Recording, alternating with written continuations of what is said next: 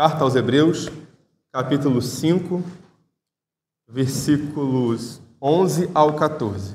Irmãos, a palavra do Senhor diz assim: a esse respeito, temos muitas coisas que dizer e difíceis de explicar, porquanto vos tendes tornado tardios em ouvir. Pois, com efeito, quando devíeis ser mestres, atendendo ao tempo decorrido, tendes novamente necessidade de alguém que vos ensine, de novo, quais são os princípios elementares dos oráculos de Deus. Assim, vos tornastes como necessitados de leite, e não de alimento sólido. Ora, todo aquele que se alimenta de leite é inexperiente na palavra da justiça, porque é criança. Mas o alimento sólido é para os adultos, para aqueles que, pela prática, têm as suas faculdades exercitadas, para discernir não somente o bem, mas também o mal. Vamos orar? Pai do Santo e Bendito, Pai, estamos aqui agora, Pai, diante da Sua palavra, Pai, lida diante de nós, essa palavra que queremos, Pai, ser inspirada, inerrante, infalível. Nesse momento, Pai, pedimos ao Senhor que por meio dela o Senhor nos ensine, Pai, nos instrua. Que por meio do Seu Santo Espírito, Pai, o Senhor possa capacitar as nossas mentes e corações a entendê-la e também a praticá-la. Essa é a nossa oração, em nome do Senhor Jesus e com perdão dos pecados. Amém. Meus irmãos, dentre os diversos temas abordados aqui pelo autor da carta aos Hebreus, um dos temas que ele aborda especialmente nessa passagem é o tema da imaturidade espiritual. Como veremos, meus irmãos, de alguma forma os crentes hebreus, embora fossem crentes verdadeiros, estavam demonstrando serem imaturos em sua caminhada cristã. E, portanto, para nós entendermos de que maneira aqueles crentes estavam assim se comportando e de que maneira o autor aqui ele trabalha a respeito desse tema, nós precisamos, antes de tudo, entender o contexto dessa carta escrita aqui aos Hebreus. A carta aos Hebreus, meus irmãos, ela foi escrita muito provavelmente para cristãos judeus que tinham se convertido do judaísmo para o cristianismo.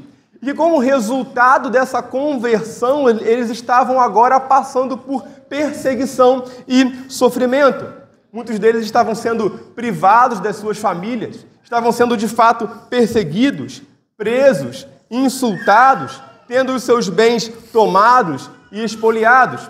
Tudo isso como consequência da sua conversão à fé cristã. E, portanto, diante dessas terríveis circunstâncias que aqueles cristãos estavam passando e sendo pressionados, eles estavam sendo, portanto, tentados agora a voltar atrás, a voltar ao antigo judaísmo, a retrocederem na fé, a abandonar a fé cristã, a voltar à fé judaica, a abandonar a Cristo e a apostatar da fé. E, portanto, o autor aos Hebreus, ele passa todo o seu livro praticamente do início ao fim exortando, persuadindo, convencendo aqueles crentes do fato de que voltar atrás, voltar ao judaísmo por causa da perseguição e do sofrimento seria um grande retrocesso, seria de fato um andar para trás.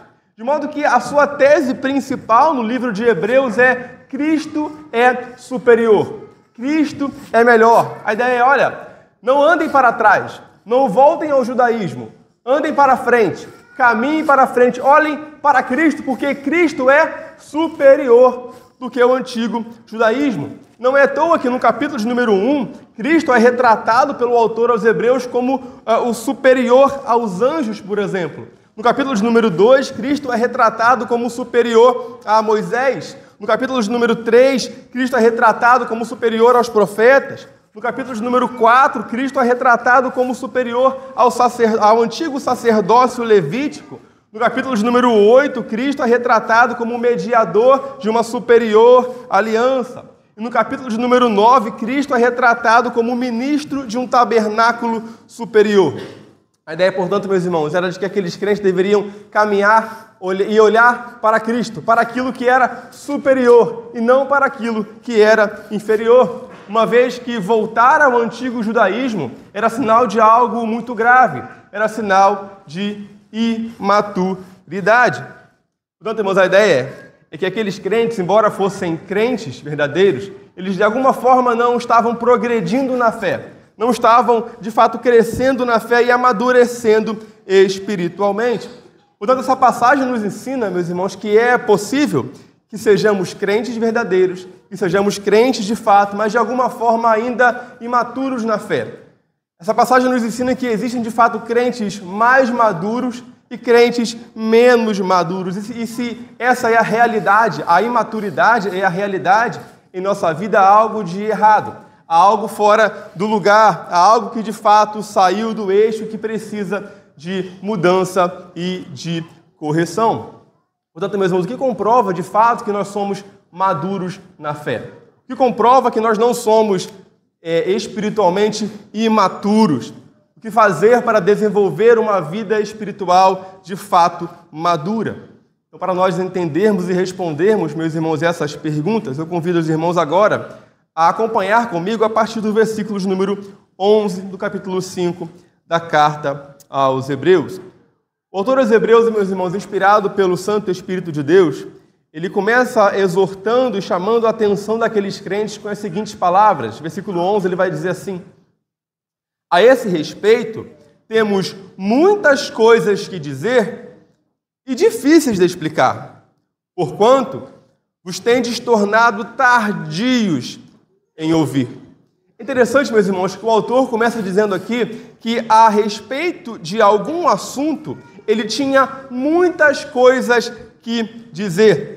A ideia era, olha, a respeito disso que eu estou falando, há muito a dizer, mas o ponto é que ele não poderia dar continuidade àquele assunto, porque ele mesmo justifica que eles tinham se tornado tardios para ouvir. E a pergunta é, que assunto era esse que o autor estava trabalhando anteriormente e que ele não pode dar continuidade?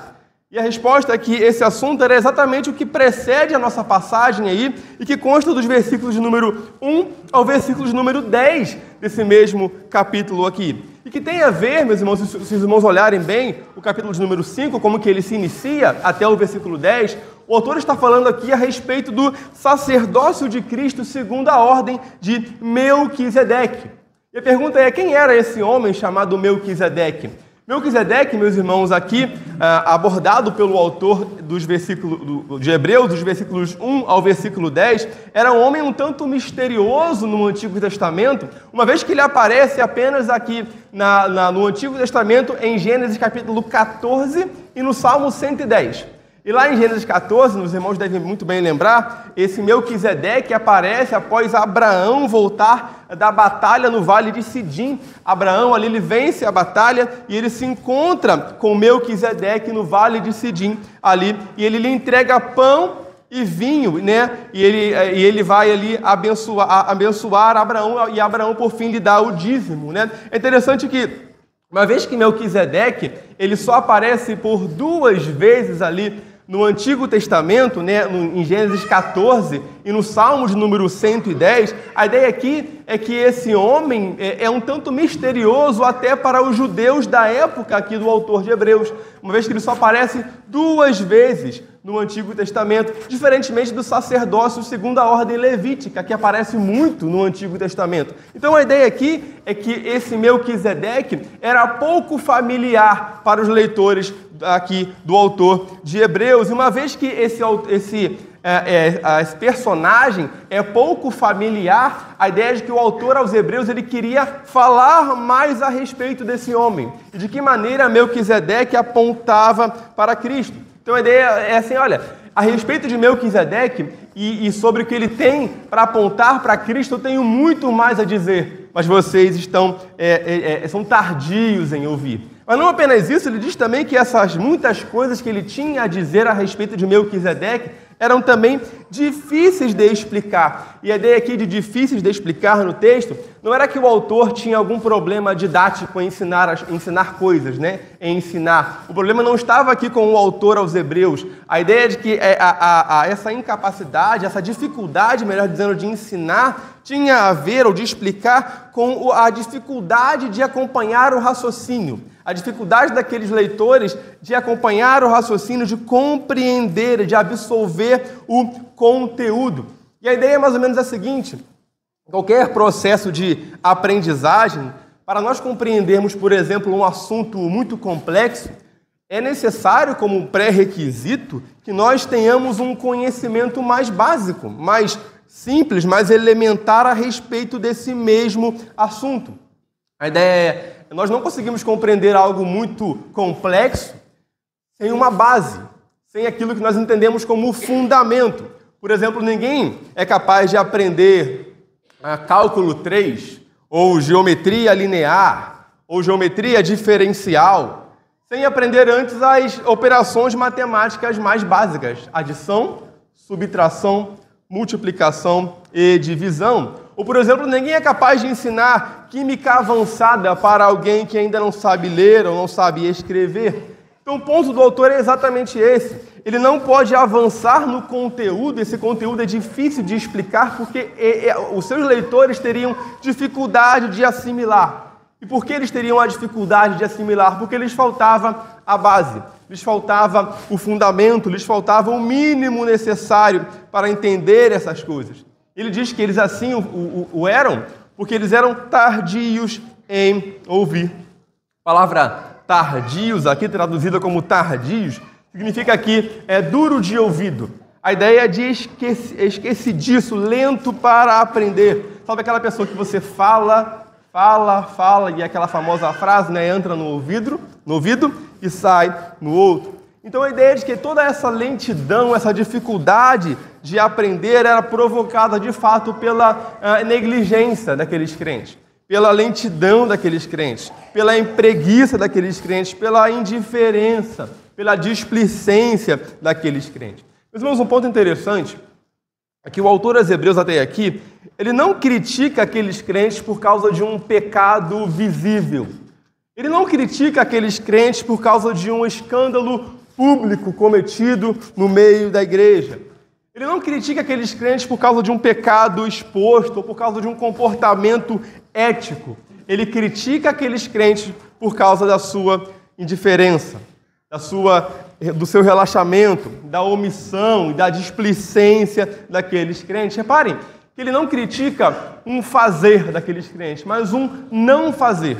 Ele critica aqui a atitude de omissão daqueles crentes. O que nós aprendemos aqui, meus irmãos, é que muitas vezes o nosso maior problema, o nosso maior pecado, não é de fato um pecado muitas vezes visível, um escândalo público que todos têm o olhar sobre nós, mas muitas vezes o nosso maior problema é a nossa omissão, é a nossa negligência, é a nossa passividade. Muitas vezes nós sabemos o que é certo, nós sabemos o que fazer, mas nós muitas vezes negligenciamos as nossas responsabilidades. Como diz Tiago na sua carta, no capítulo 4, versículo 17, portanto, aquele que sabe que deve fazer o bem e não o faz, nisso está pecando. Reparem, meus irmãos, que nós podemos sim pecar por comissão, ou seja, nós podemos fazer aquilo que a Bíblia nos proíbe de fazer.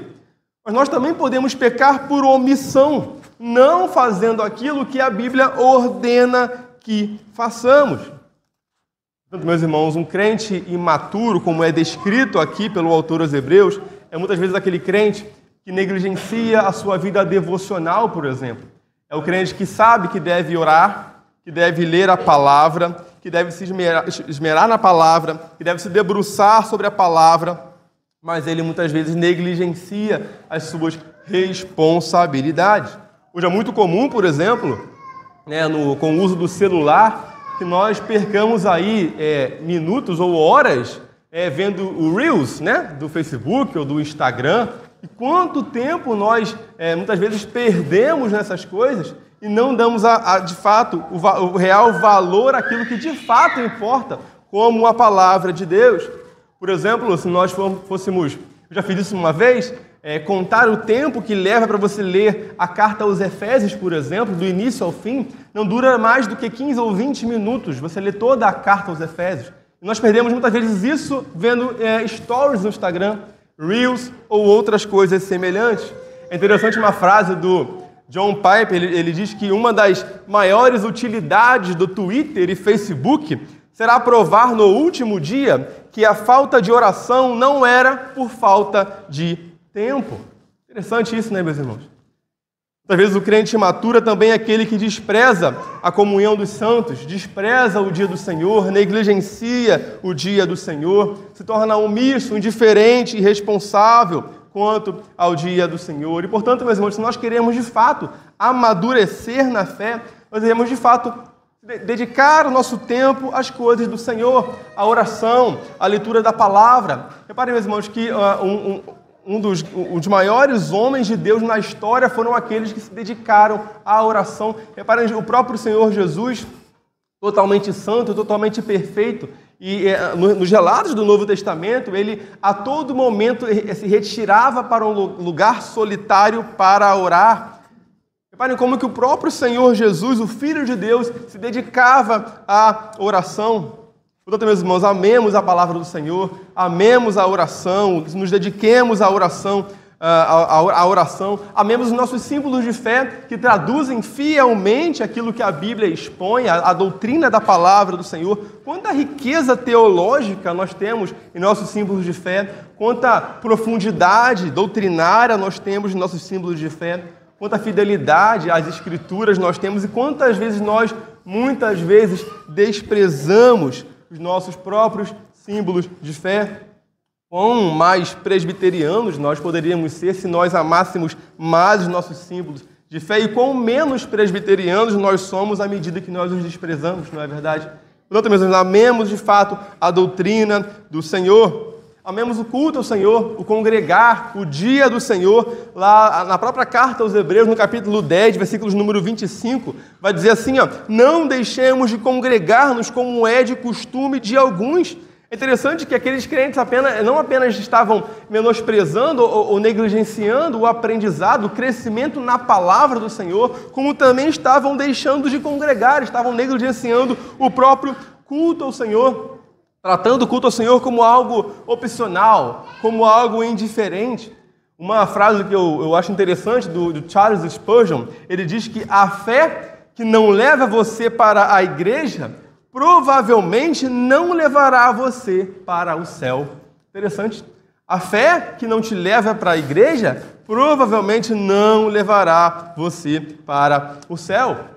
Portanto, meus irmãos, vejamos de que maneira aqueles crentes, mais uma vez, estavam sendo, de fato, imaturos e negligentes. Aí, a partir de agora, do versículo número 12, o texto continua dizendo: pois, com efeito, quando devias ser mestres, atendendo ao tempo decorrido, tendes novamente necessidade de alguém que vos ensine, de novo, quais são os princípios elementares dos oráculos de Deus. Assim, vos tornastes como necessitados de leite, e não de alimento sólido. É interessante, meus irmãos, que o autor inicia o seu versículo 12 aqui dizendo que quando eles deveriam ser mestres, atendendo ao tempo decorrido, a ideia aqui é a seguinte, já havia passado tempo demais, desde a conversão daqueles crentes, de modo que, tendo em vista o tempo passado, aqueles crentes já não eram mais novos convertidos, já não eram mais neófitos na fé, já não eram mais iniciantes na fé. A ideia é, tendo em vista o tempo decorrido, o tempo passado desde a conversão de vocês, vocês já deveriam estar ensinando outros, vocês já deveriam estar graduados, mas vocês ainda têm a necessidade de aprender de novo, novamente. A ideia é, vocês estão muito tempo sentados no banco da igreja, mas vocês ainda não aprenderam. Vocês ainda estão engatinhando na fé. Vocês ainda estão engatinhando como bebê na caminhada cristã. Isso nos ensina, né, meus irmãos, que nosso tempo de igreja ou de crente não necessariamente significa que nós somos maduros na fé, maduros espiritualmente. Não é uma fórmula certa e matemática, né? Quanto mais tempo de crente, maior a minha fé. Isso não é verdade. É claro que o esperado e o natural é que quanto maior tempo de crente, de conversão e de caminhada cristã, e o certo e o esperado é que mais maturidade o alcance. Mas infelizmente, como temos visto aqui, e como é a realidade de muitas igrejas, essa não é a realidade de fato que nós vimos que acontece. Mas mais do que isso, meus irmãos, o texto diz para a gente aqui que eles, ao invés de estarem já aptos a ensinar, eles tinham uma necessidade de aprender. Reparem que o texto repete 2 vezes a mesma expressão, ele fala assim, novamente, tens necessidade de aprender, e ele diz, de novo, quais são os princípios elementares, né? A ideia aqui, meus irmãos, é que o que era ensinado a eles não era um ensino novo, não era uma doutrina da qual eles nunca tinham ouvido falar. A ideia aqui é de que esse ensino era o mesmo de sempre. E a ideia é de que eles sempre estavam esquecidiços, sempre estavam esquecendo, facilmente se esqueciam, voltavam sempre a estaca zero, nunca aprendiam de fato. E o que eles nunca aprendiam de fato? O autor continua dizendo, eles não aprendiam ou tinham necessidade de aprender de novo os princípios elementares dos oráculos de Deus. Essa palavra ou expressão princípios elementares, aqui do qual eles estavam sempre se esquecendo e tendo sempre necessidade de aprenderem de novo, essa palavra no grego é stoikeia, né? Essa palavra era muito utilizada para descrever tudo que era elementar ou principiante em alguma área do conhecimento. Por exemplo, na gramática, essa palavra era usada para descrever o ABC do alfabeto grego, o beabá, o que a gente conhece como o beabá, né? O ABC do alfabeto. Na física, por exemplo, essa palavra era usada para se referir aos 4 elementos básicos dos quais se cria na época lá que o mundo era composto, né? Terra, água, ar e fogo. Reparem que a ideia é sempre de algo iniciante, né? Essa palavra aqui, né, princípios elementares, essa expressão, era também usada no contexto musical, por exemplo, para fazer referência às primeiras notas musicais. Aquilo que era de mais introdutório na música ou na arte da música, né? Interessante que a ideia aqui é sempre de algo basilar, primário, elementar, inicial, né? Algo que faz referência ao fundamento, né? Então faltavam a eles esses princípios elementares, esse fundamento, essa base, né? Essa ideia, né? Esse algo elementar dos oráculos de Deus, que é a segunda expressão que ele vai usar aí. Essa expressão oráculos de Deus é uma referência ao Antigo Testamento. Essa expressão é usada em outros lugares do Novo Testamento para fazer referência ao Antigo Testamento, que era a escritura que eles tinham na época. Então o ponto é que aqueles leitores não conheciam o básico, o elementar, aquilo que era de mais iniciante e principiante da palavra de Deus, do Antigo Testamento, da palavra de Deus ali que eles tinham na época, e de fato eles precisavam ser ensinados novamente a respeito das doutrinas mais básicas da palavra de Deus. Eles precisavam ser de fato novamente alfabetizados. Interessante, meus irmãos, que ao longo da história da igreja, nos primeiros séculos do cristianismo, de todo crente, antes da sua profissão de fé, né, pública profissão de fé e do batismo, era exigido dele que ele decorasse, por exemplo, os 10 mandamentos, o credo apostólico e a oração do Pai Nosso. Por volta do século V, né, alguns dizem, né, alguns historiadores, que para alguém ser ordenado, né, ele precisava decorar quase que todo o livro dos Salmos inteiro, por exemplo.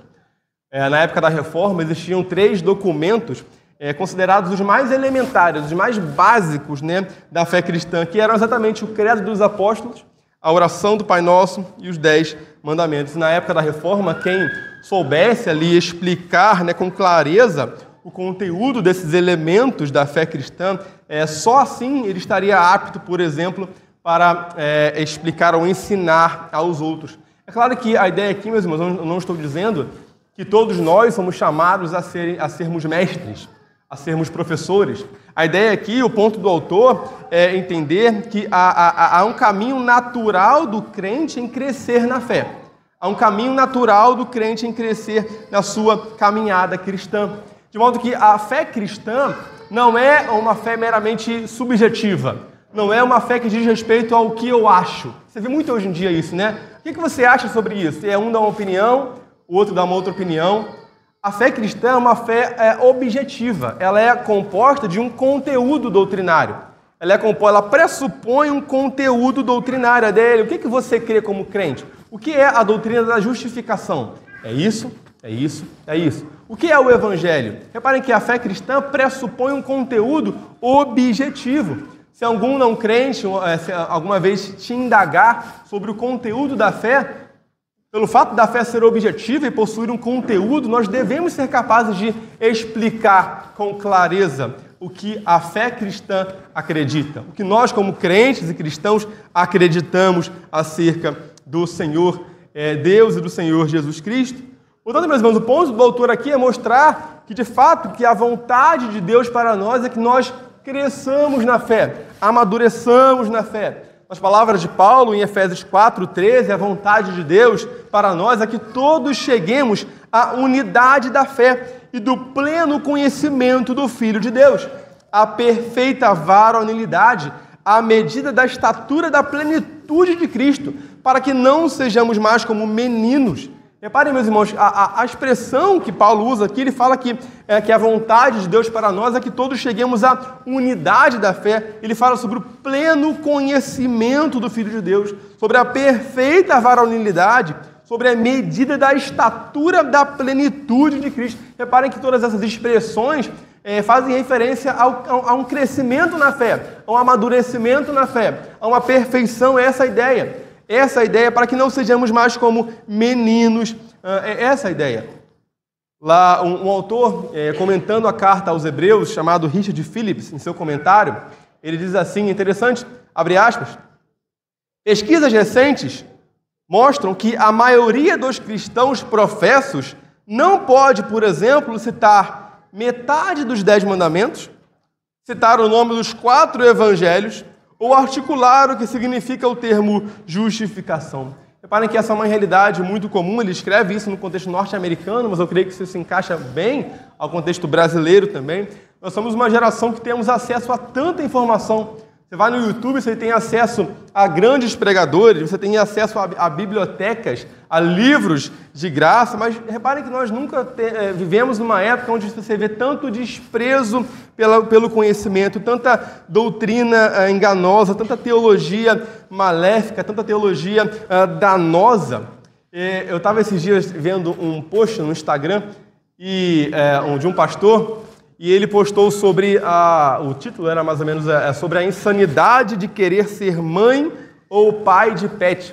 Nós sabemos, né, meus irmãos, que uma vez que somente os seres humanos são criados à imagem de Deus, que o valor do homem é muito superior ao valor dos animais. Né? Devemos tratar bem os animais, mas o valor do homem é infinitamente superior, uma vez que nós somos criados à imagem de Deus. Logo, é loucura, como diz ele no post, é uma insanidade achar que é possível ser mãe ou pai de pet. Mas o ponto é que nos comentários você via crentes, né, supostos crentes, revoltados, né, escandalizados, né, com aquele post ali. E reparem parecia que ia estourar a Terceira Guerra Mundial. Reparem quanta dificuldade com coisas tão básicas, tão simples, doutrinas tão basilares como a doutrina que se refere à criação, imagem e semelhança de Deus, quanto a ignorância teológica que nós temos visto em nosso tempo, né, de pessoas que supostamente se afirmam como crentes. Reparem que é muito comum isso.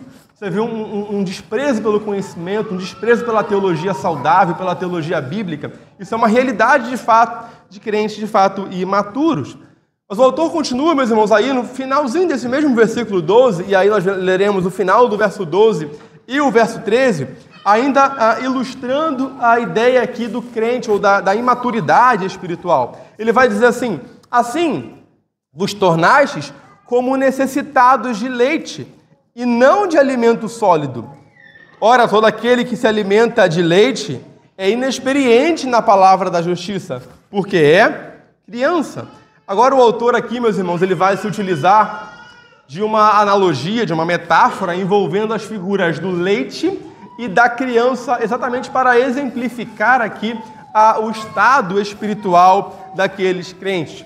Nós sabemos, meus irmãos, que o leite ele é um alimento muito próprio de uma criança, né? Especialmente de um bebê. É natural que uma criança, né, ela se alimente de leite, porque isso lhe é próprio da sua idade. Mas o ponto é que é esperado também, por outro lado, que com o passar do tempo, uma criança, um bebê e uma criança, à medida que cresça, ele mude a sua dieta. Ele passe a tomar algo ou comer algo mais sólido. Por exemplo, um bebê até os 6 meses de idade, geralmente é recomendado pelo pediatra que ele tome apenas leite, né, e que após os 6 meses se faça a introdução alimentar, onde ele pode, de fato, ali comer algo, uma papinha, um feijão amassado, uma batatinha amassada. Então, reparem que é esperado que, após os 6 meses, ele venha a progredir na sua dieta. Ele venha a progredir, de fato, que somente leite, após os 6 meses, pode ser agora prejudicial. Então, repare, até os 6 meses, somente leite. Ele não está preparado para uma outra dieta. Mas, após os 6 meses, somente leite pode ser prejudicial. Então, reparem que o ponto é que, na vida, no crescimento natural do homem, da criança, é esperado uma mudança de dieta, uma progressão, uma maturidade do seu organismo. Por exemplo, todo pai ou toda mãe ficaria preocupado caso o seu filho de 5, de 6 anos ainda não falasse, por exemplo, ou ainda mamasse no peito. A ideia é de que haveria algo de estranho ou de anormal com o desenvolvimento dessa criança. Então, o ponto do autor aqui é mostrar que, tanto no crescimento físico, como também no crescimento da fé espiritual, né, se exige um alimento mais sólido, um alimento mais robusto, de modo que ninguém se desenvolve apenas com leite.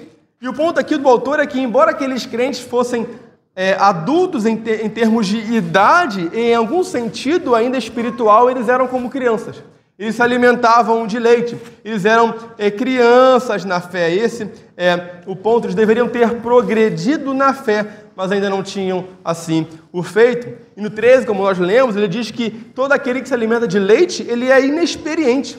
E a palavra inexperiente, aqui no grego, ela significa não provado. A ideia de que falta ali perícia, falta prática, né? A ideia de que não desenvolveu o potencial que eles possuíam. Essa a ideia aqui, né? Reparem que o autor aos Hebreus, ele critica a falta de prática, de experiência. Eles eram inexperientes. Eles não apenas faltava a eles o conhecimento da palavra, o crescimento na palavra, mas também faltava a eles a prática da palavra.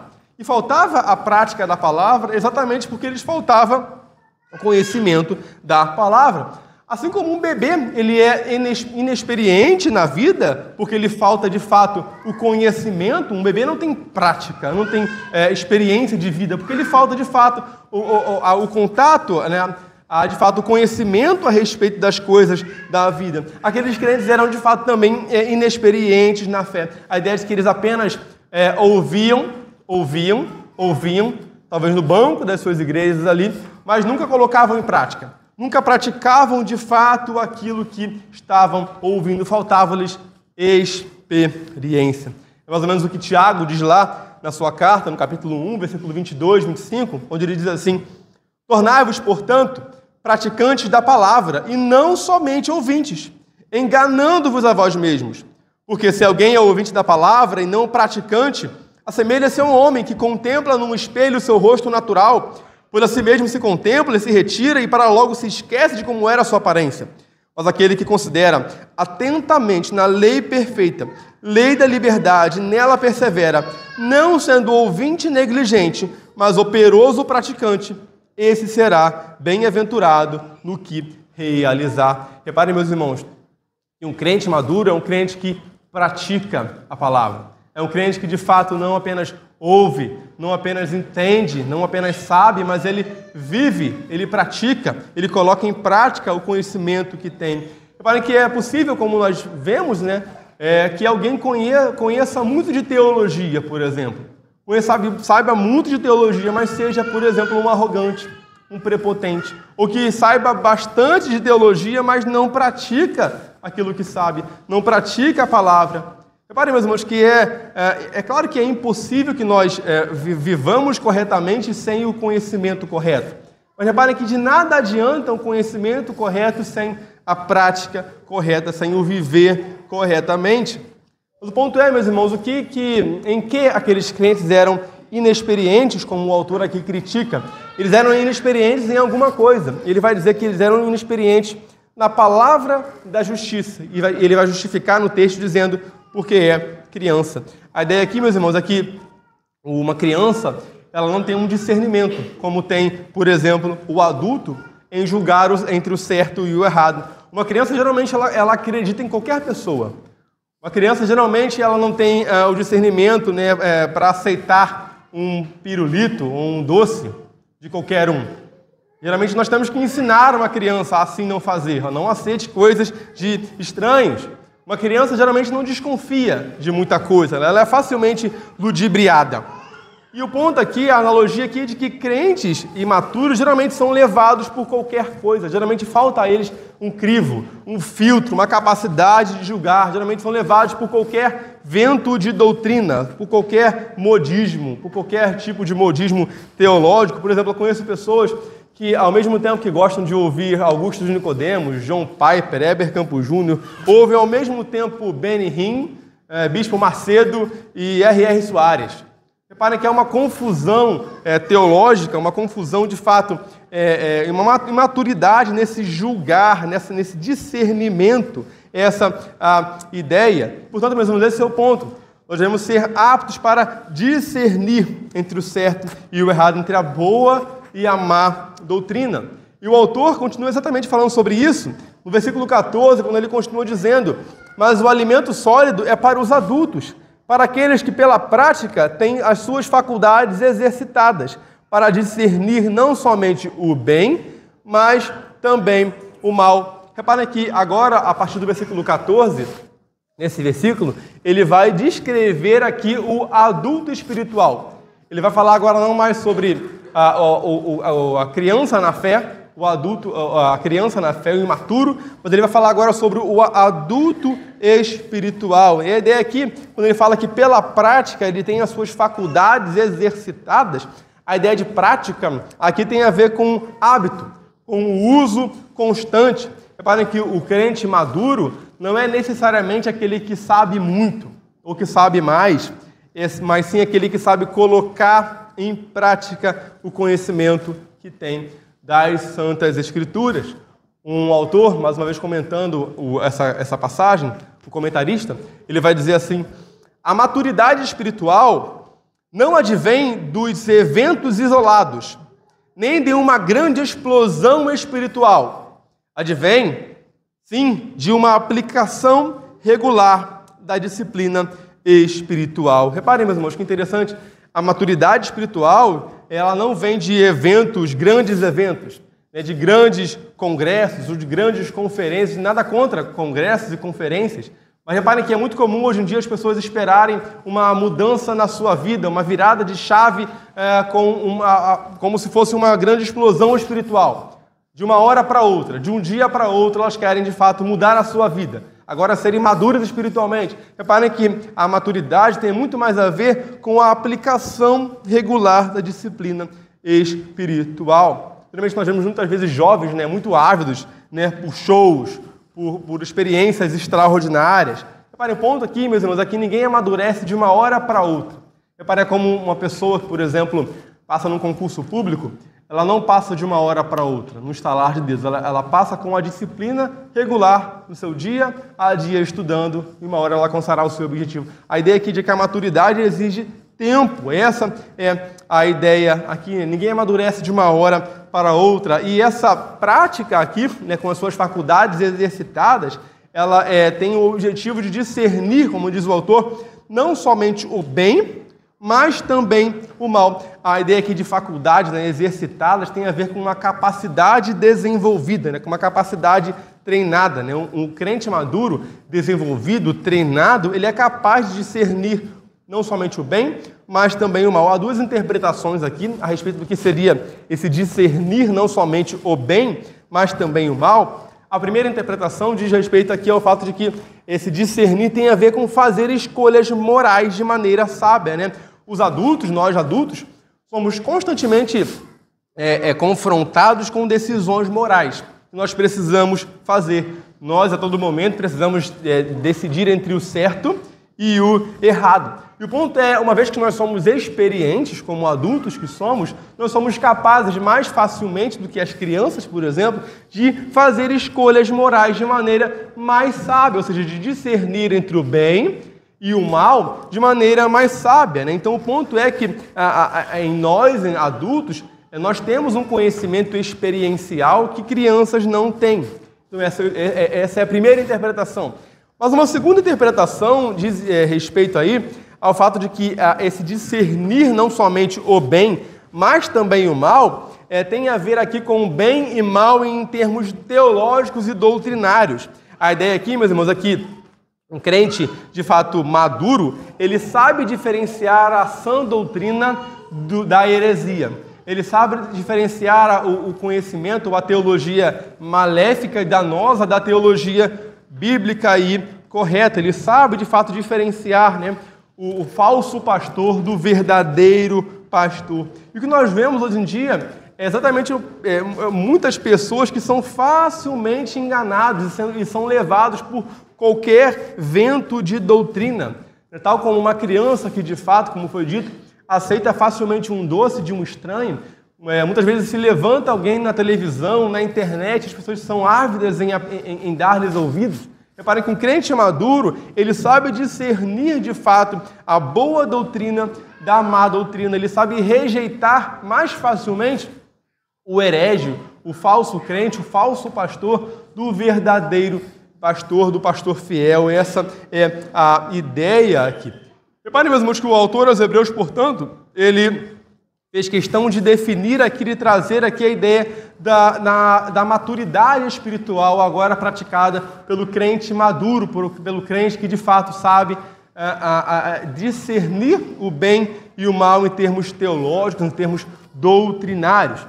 Mas voltando àquilo que foi dito no início, meus irmãos, nós vimos, caminhando para o final, que os crentes hebreus, eles, como consequência da perseguição, como consequência do sofrimento, estavam sendo tentados a retrocederem, tentados a voltar ao judaísmo, da religião da qual eles tinham abandonado, mas por causa do sofrimento, da perseguição, eles estavam sendo tentados a voltar atrás, a retrocederem, e isso em função do sofrimento. Mas é interessante, meus irmãos, que o autor aos Hebreus, ele, ainda no capítulo 5, ele nos fala também a respeito de alguém que também sofreu, mas que ao invés de retroceder, ele aprendeu a obediência, ele caminhou para frente, ele avançou.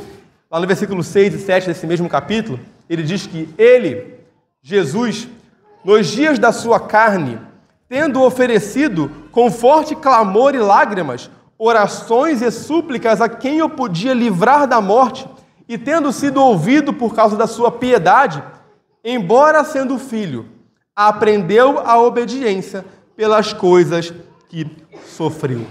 Reparem, meus irmãos, que enquanto aqui os crentes hebreus, por causa do sofrimento, estavam sendo tentados a parar de crescer, a parar de aprender e a retrocederem, a voltarem ao judaísmo, o Senhor Jesus, em meio ao sofrimento, como diz o autor aos Hebreus, e por meio do sofrimento, aprendeu a obediência. Como ele diz aqui, ele aprendeu a obediência pelas coisas que sofreu.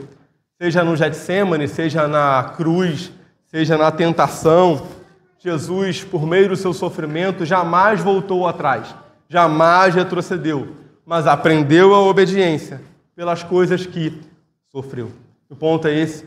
Enquanto os crentes hebreus aqui, por causa do sofrimento, estavam voltando atrás, ou querendo voltar atrás do Senhor Jesus, em meio ao sofrimento e por causa do sofrimento, aprendia e avançava. É interessante, meus irmãos, que o Lucas nos conta uma história interessante sobre o Senhor Jesus quando ele ainda era uma criança.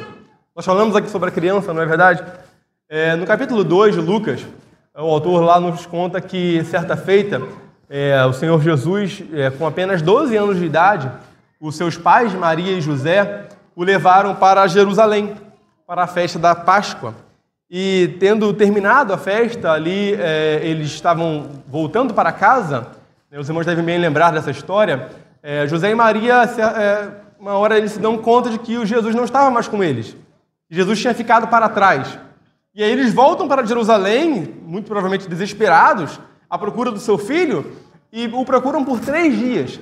Até que eles encontram o seu filho Jesus com apenas 12 anos de idade no templo.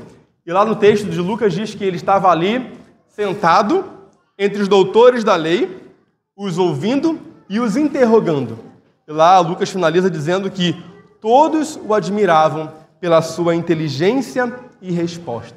Interessante, meus irmãos, o paralelo e a comparação, que enquanto os crentes hebreus aqui eram adultos em idade e incapazes de aprender quando já deveriam estar ensinando, como nós vimos, o Senhor Jesus aqui, em Lucas 2, mesmo sendo uma criança, com 12 anos de idade ainda, ele não apenas aprendia, mas também era capaz de ensinar.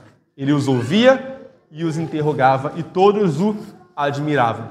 Repare que quanta maturidade do nosso Senhor Jesus, ainda sendo uma criança. Lucas, lá no capítulo 2, versículo 52, vai dizer que e crescia Jesus em sabedoria, estatura e graça diante de Deus e dos homens. Interessante, meus irmãos, que enquanto em Hebreus 5, aqui nós temos adultos que ainda se alimentavam de leite, em Lucas 2 nós vemos uma criança, o Senhor Jesus, que ainda criança, já se alimentava de comida sólida. Que maturidade do nosso Senhor Jesus. É por isso, meus irmãos, que o Senhor Jesus, ele é o nosso maior exemplo e modelo de maturidade, de perfeição. Não somente o nosso exemplo, mas aquele que nos leva à maturidade por meio do seu poder e do poder do seu Santo Espírito.